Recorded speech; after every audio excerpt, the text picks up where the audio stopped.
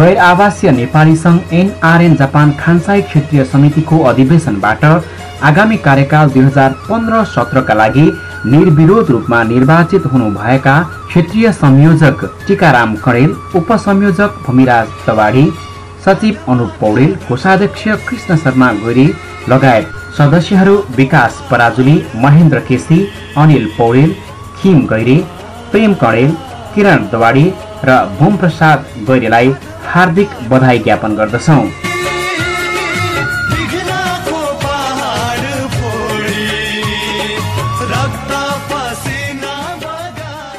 साथै आगामी कार्यकालको सफलताको लागि हार्दिक शुभकामना व्यक्त गर्दछौं।